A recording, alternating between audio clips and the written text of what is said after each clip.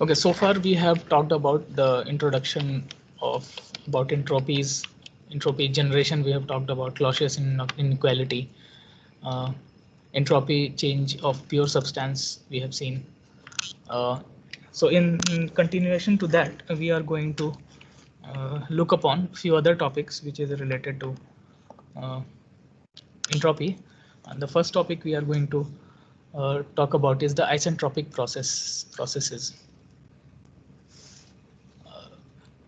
We have mentioned earlier that the entropy of a fixed mass can be changed either by heat transfer or some sort of irreversibility such as friction uh, and other irreversibilities. So basically we are interested more of heat transfer, that the entropy that is being increased due to the heat transfer and also due to some other irreversibilities. Let's suppose I have a system and I keep that system adiabatic. Okay.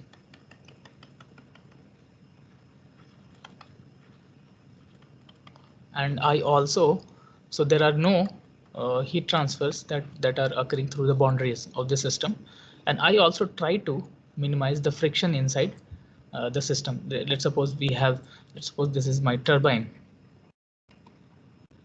So I try to keep my turbines run in such a manner very smoothly so that it gives me some work output, and it also accompanies no heat transfer from uh, the control volume that you have chosen. Okay, so no heat transfer.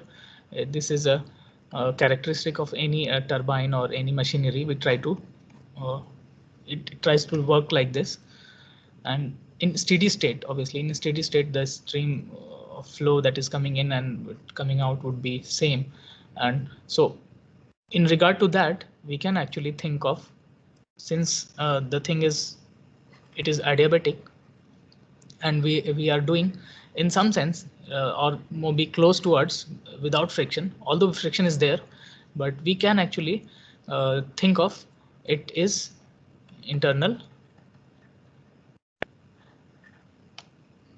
reversible, or to be precise, this is also adiabatic as well. So this kind of process falls under isentropic processes. So this doesn't, since the heat transfer is not there and since the other reversibilities we can think of it's limiting towards zero, we can think of the process that is happening is isentropic, that is the change in entropy is zero. So system, when I talk about the entropy at state 1 and state 2 would be equal. Let's suppose I am looking at the entropies that is here and here at inlet and exit. It would be almost similar. And so in short, the isentropic processes are also called reversible adiabatic processes.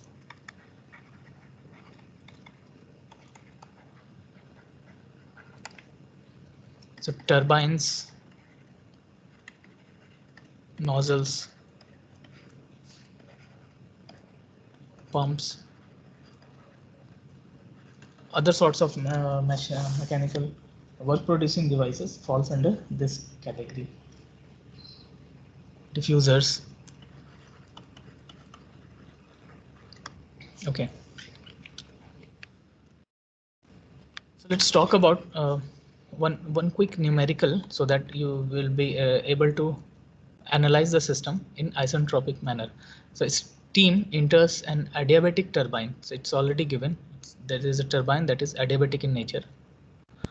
at 5 megapascal, that is the pressure here, and 450 degrees C temperature, and leaves at the pressure 1.4 megapascal.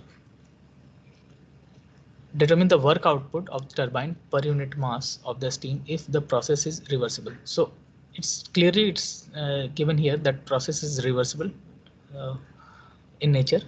Reversibly, the work has been produced reversibly, and also it is adiabatic. So you have one more information collectively, that the process that is happening is isentropic.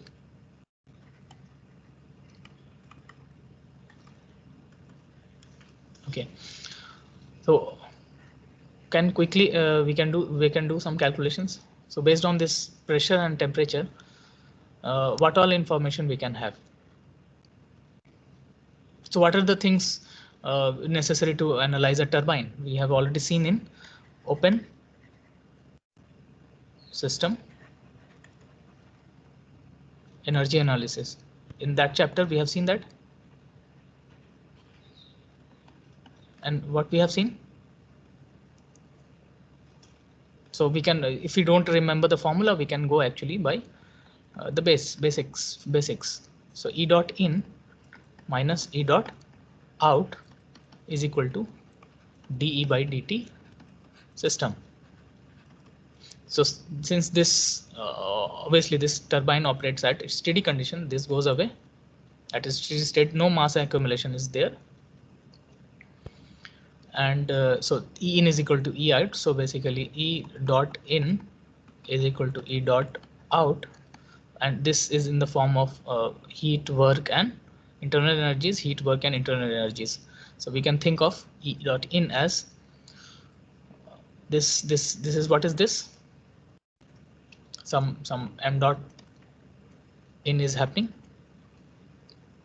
So can we think of, and there would be some enthalpy associated with the stream at the inlet.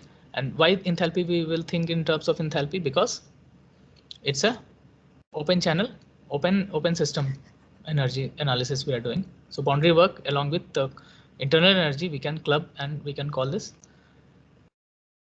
as enthalpy, right? So enthalpy coming in. So energy in terms of enthalpy we can think of, so m dot h1 that is coming in, right? And so there are no Q's, that is this is 0. So enthalpy and the heat interactions are 0. Anyways, since this is adiabatic, Q dot out is 0, or Q dot in is also 0. So this is Q dot in. Okay, now what? E out, what is E out? So E out, we are getting work out of it. So W out is there. And what is the enthalpy that is coming out? So we can estimate H2, m dot H2, isn't it? So all other things, what are the other things? Kinetic energy, potential energy, right? Those things we can think of goes to 0. Why? Because of change. So the change in kinetic energy and potential energies are actually lesser than the change in enthalpies in the system. We have already seen that, right? So we are going to ignore that. So only the energy changes that are associated, because the magnitude is higher. The change in magnitudes of enthalpies are higher as compared to the change in magnitudes of kinetic energy and potential energies. Okay. So yes, so W dot out, we can write m dot H1 minus H2, and this is the formula we had for turbine, right? Guys, remember?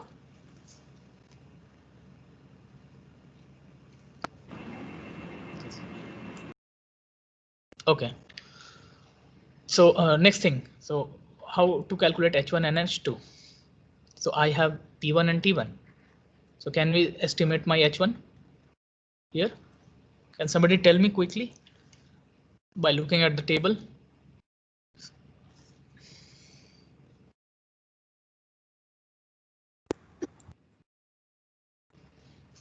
So if we look at 5 megapascal and 450 degrees C, it it would fall under 3317 kilojoule per kg. Okay, an associated entropy I can write associated entropy as well. So S1 that this stream may constitute at the inlet can also look into, right? Because we have already seen that pure substance we can actually calculate my entropy as well. Okay, and at the exit stream we have only pressure that is given. So to fix the state we need two independent independent intensive properties. So only pressure is given. So how to fix the state? Yes, we can fix that. Well, by knowing that this is an isentropic process and setting this S1 as S2. So S2 will be same 6.82, and you have now two independent properties, this entropy and this pressure. So entropy per unit mass I am talking about. So 6.28 and this particular pressure we can actually seek the value of H2 from the table. So we know this, we know that we can actually estimate our, and what is my m dot? What is given?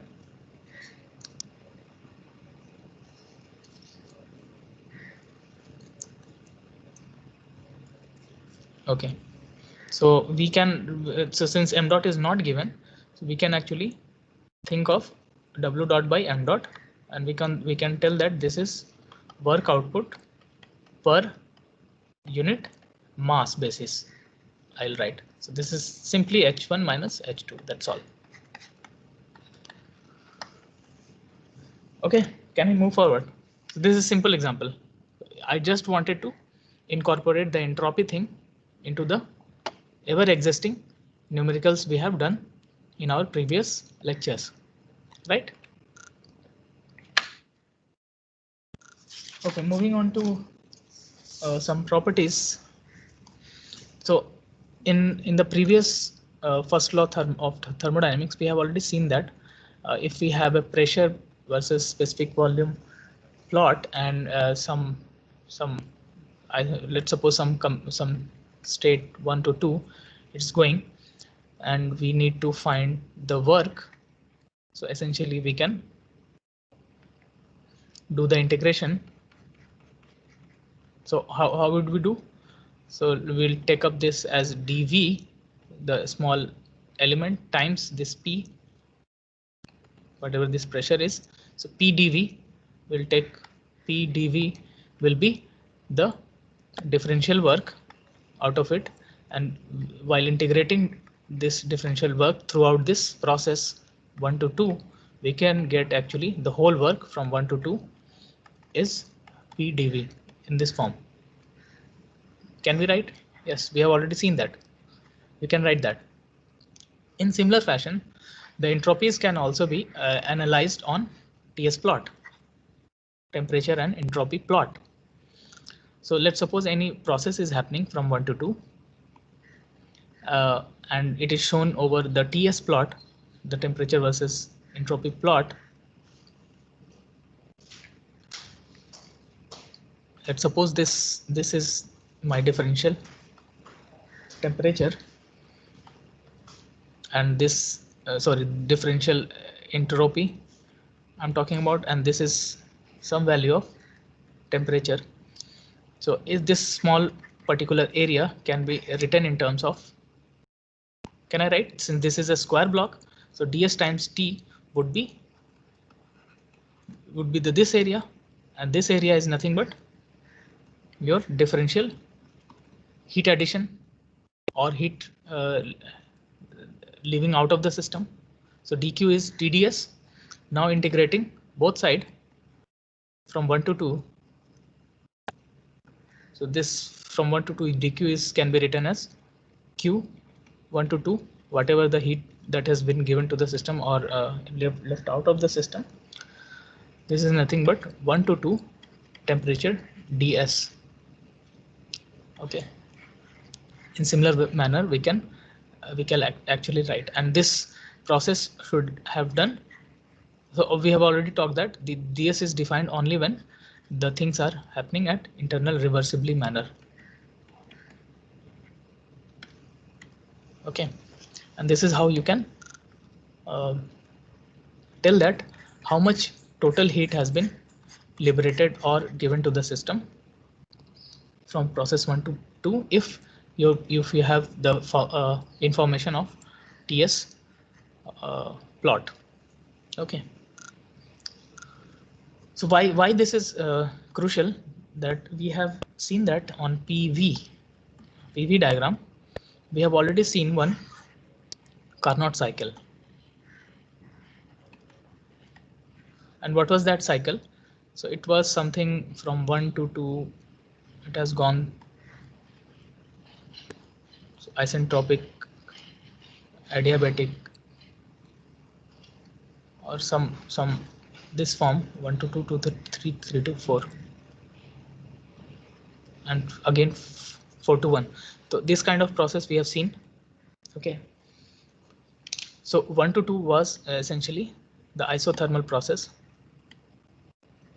isothermal reversible. 2 to 3 was adiabatic.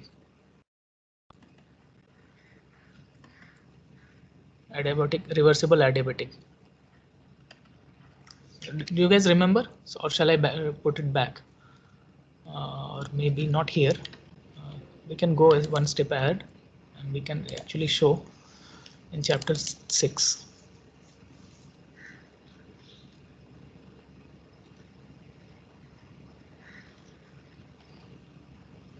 Yes, this is the Carnot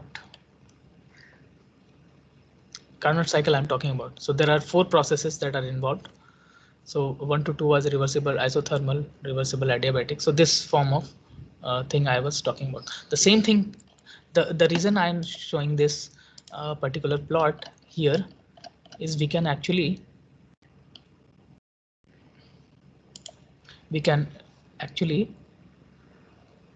map this PV diagram over the TS diagram, and all the information would be similar.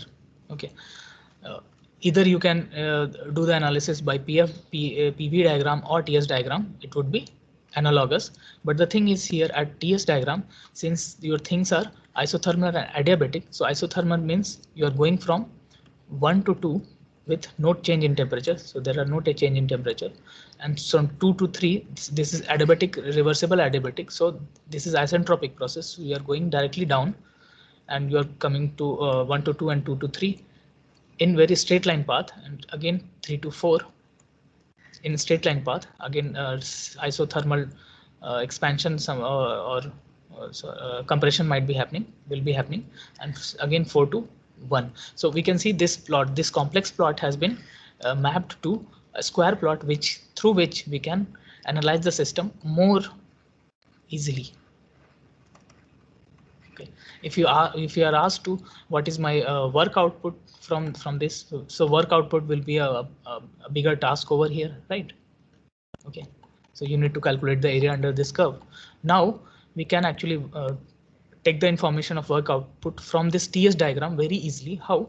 This work output, since this is a cyclic process, so this work output is equal to Q net, whatever the net heat.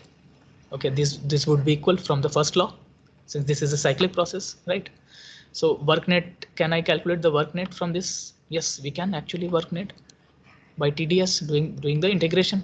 So doing the integration would be very easy here. Why? You need to just, so this is a square block, right? So you need to get this area and we have to subtract from this area. You will get this particular area as your Q net, and this is nothing but your workout of the system. Whereas while calculating this, you need a proper integration or some sort of calculations you may need. But this makes your life easy when you do your calculations on TS plot, right? So that is why invariably you can actually, so sometimes you may get complex plots on TS, but you can actually eventually map towards PV or some other plots, and you can analyze the systems easily. But both refer to the same physics behind the problem or a process. Okay. Now we want to move to something called, we are going to learn a new relationship between temperature and entropy, and this relationship is also called Gibbs equation. Sorry.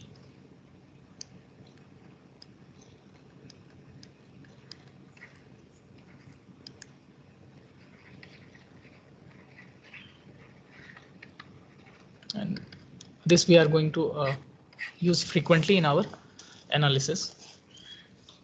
So let's suppose I have a system, I have a closed system, and in which this system undergoes some process.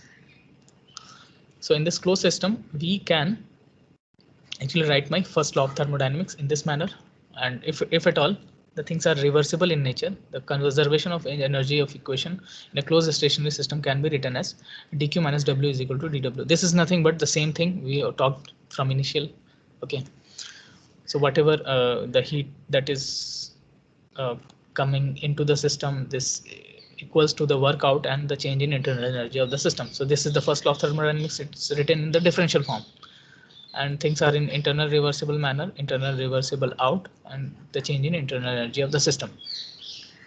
So we want to arrive at some relationship of TDS with your other properties. That is what our aim is. Okay, so from this previous example, sorry, no, not example, this formula, can we write Q as TDS, or to be precise, TDS is equal to DQ. So DQ can be written as TDS. So this DQ we can write as TDS. What can we write? The dW, the work. I can write PdV. Right, I can write this is equal to du. So this is what it is written here. Right, in more better manner, in a proper manner, TDS can be written as du.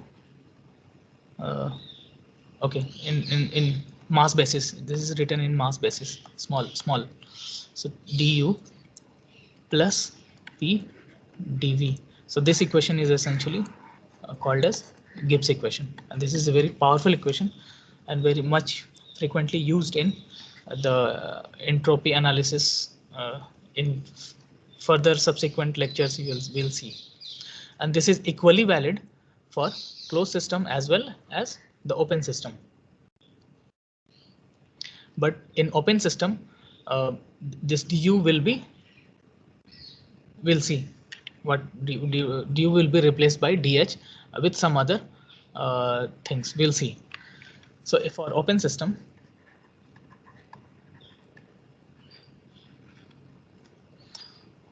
we can actually write, so this TDS will be actually valid for both. So for open system, there is much one step further we need to go, because things are moving, the boundary work is happening. So the enthalpy can be written as U plus PdV.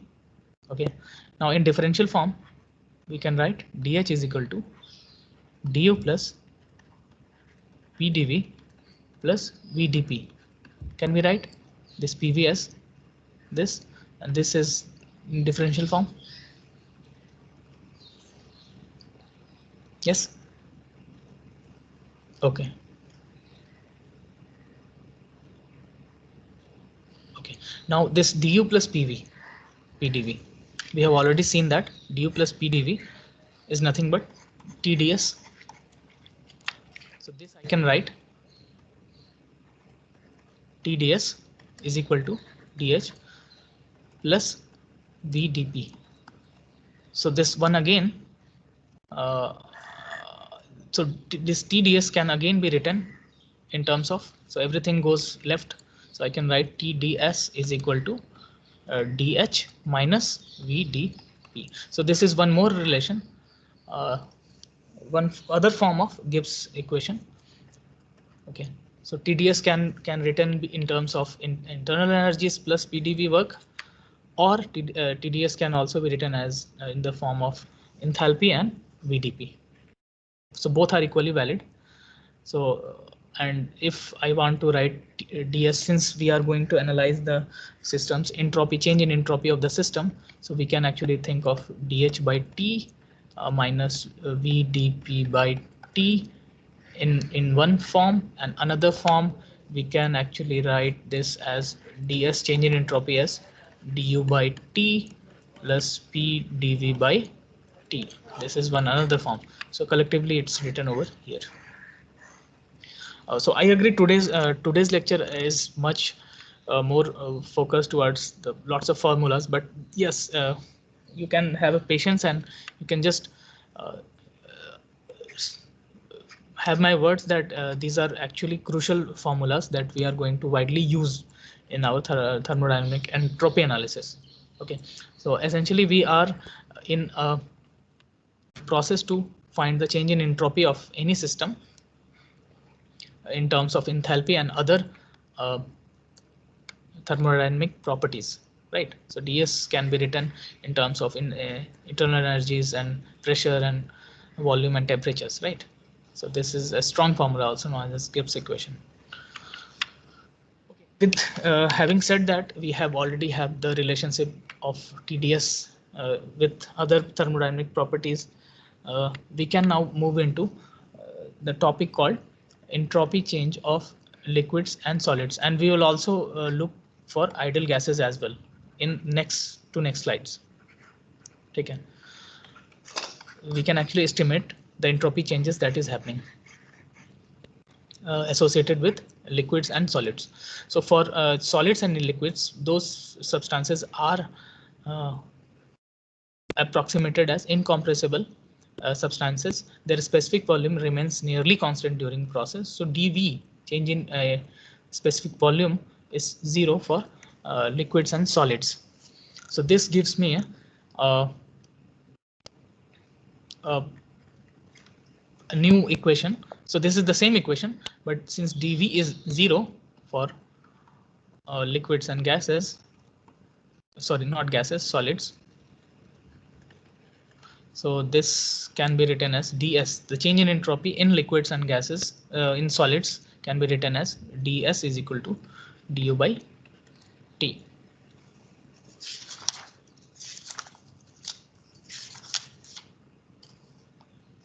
Okay, further for liquids and gases, can we estimate my du in some better form? Can somebody tell me? Do you remember we have studied specific heats, and we told that specific heat at constant pressure and constant volume things are different. So at constant pressure it comes out to be du is equal to Cp dt. Do you remember? And dH turns out to be Cv dt. Do you remember? Sir, sir, it will be CVDT for DU. Okay. Okay, but Yes, okay, sir. fine. So this is the CVDT and this is CPDT. But for liquids, CV and CP are actually same. Okay, doesn't matter. For solid, CP and CV are actually C. So we will drop this subscript right now. Okay, we'll drop. So we'll talk about in ideal gases. Okay, we'll not talk about these things right now. So we will just write specific heat of that substance, solid or liquid, C dt. Okay, this can be written over here. So it can be written as C dt by T. And now can I integrate this thing from 1 to 2? So I can write S2 minus S1 as C dt by T 1 to 2. And this is your change in entropy can be approximated by this formula. So why I have not taken out this C as outside of this integral? Can somebody tell me?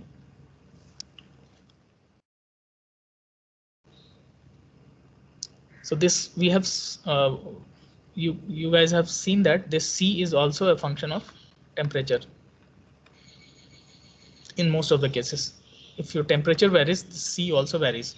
So we cannot take this out of the integral, and if at all your expression is given, let's suppose, I don't know, some 1 plus t square by 2 plus 3t cube, I don't know, some expression is given, you can actually put it here and you can integrate it and you can get your things. If the specific heat of the substance, solid or liquid, is given in some functional form. Okay, so this is one thing. We can straight away look for the change of entropy of any substance from going from state 1 to 2. We can also estimate the entropy change of ideal gases in similar fashion. So ds, the same formula I have written, ds is equal to du by t plus p dv by t, the Gibbs equation, and du we can write cv dt, and yes, this p can be written, since this is an ideal gas, so ideal gas law relationship can be written over here.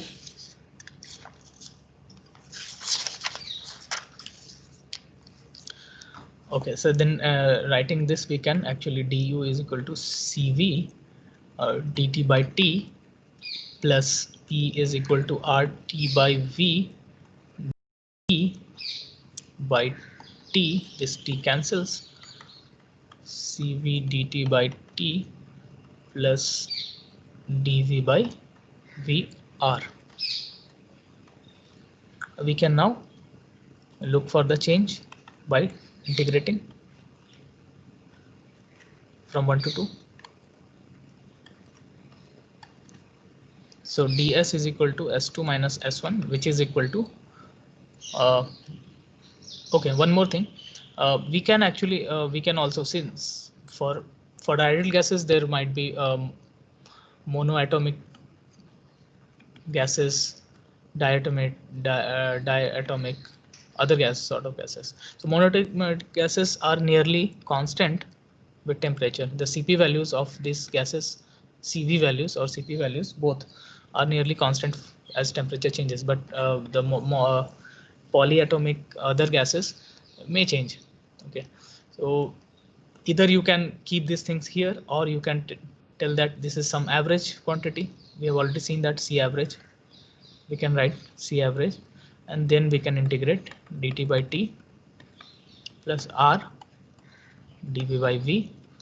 We can actually write CV average, and this t1 to 2, this is ln t2 by t1 plus r ln v2 by v1. This I can actually write the change in entropy of the system. In similar fashion, the other relationship can also be written in terms of dH and V also. So this arrives at similar equation, S2 minus S1 as CPT dt by t minus R ln P2 by P1. So here V1 by V2 you will get, here P2 by P1 you will get. If it is taking to be average, it can be written in terms of CP average ln T2 by T1. Okay, both the things gives you similar same magnitude of entropy changes. Nothing wrong about it. Either you can use this formula or that formula. Okay, depending upon what things are known to you. Okay, this is written over here again. Okay, so just remember this, or if at all you guys have forgotten this, you can go to the Scratch and you can actually derive like me from the first law. You can actually derive things. It's very easy. I've shown you. Okay. Okay, one more thing I want to talk about in this aspect is something called variable specific heat exact analysis. So here we have averaged out the CP and CV values, but these quantities may give you some sort of error. So the entropy changes that are associated with this formula may give you some error. What we are going to do, we want to get the exact values. So when the temperature change during the process is large, the specific heats of ideal gases vary non-linearly, and we cannot avoid or we cannot average it out. Okay, the assumption of constant heat capacity may lead to considerable errors in entropy change calculations. Right. So in that case, we are going to define a quantity called S0. Okay, this is some reference entropy, you can say S0, which is integral of Cp dt by T from 0 to T. So 0 is the absolute 0,